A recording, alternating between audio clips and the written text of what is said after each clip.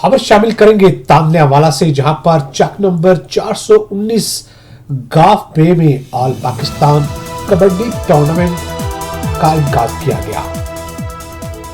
Tournament का इनकाद मुर्तजा नंबरदार और राय मजहर ने किया। टूर्नामेंट में मुल्क भर के 5 बेहतरीन टीमों ने शिरकत की। मजीद तफसीलात जानेंगे हमारे नुमाइंदे अली हसन साबरी से। जी अली हसन, आगाह कीजिएगा।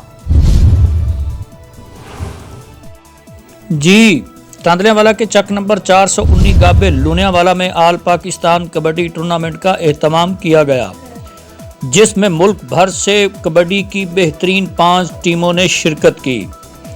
टूर्नामेंट का फाइनल 2 बेहतरीन टीमों के दरमियान खेला गया, जिसमें हाल ही में इंडिया के खिलाफ वर्ल्ड कप कबड्डी के फाइनल में शानदार कारकर्दगी का मुजाहरा करने वाले खिलाड़ियों ने शिरकत की।